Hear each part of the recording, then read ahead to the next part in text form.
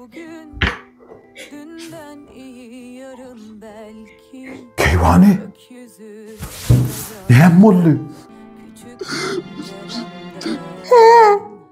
Ne oldu? Öldü. Kim öldü? Olduğuna inanmıştım ama ben. Kim? Ana. Suzan. Suzan. Suzan. Suzan öldü mü? Ne yaptın ay? Ah bence. Orkun'un karısı. Oğulcanın annesi. Ömür'ün yengesi. Seni bunun ölünü yanı değil mi o? Şimdi biz bu zatları çıdap bilsek gel. Ulan kanka kutarsak ya.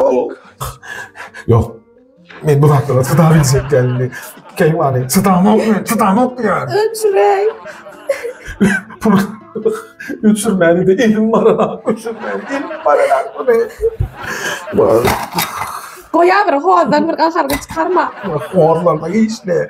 Hoğazın devleri hiç yüreğim devleri. Yurak devleri. Bu kıyınan var bak.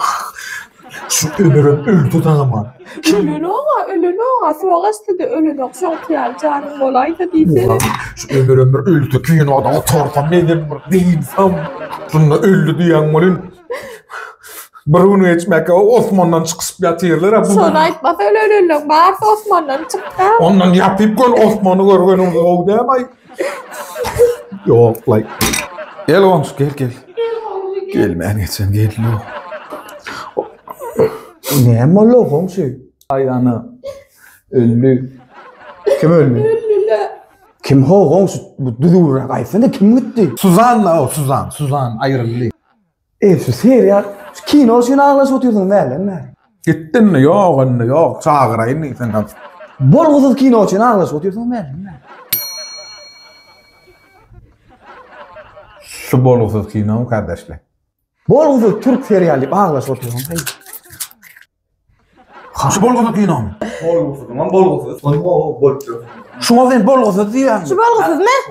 Son kapar duyduran bolgusuz mu şu? Şu balgısız mı şu? Hele buz.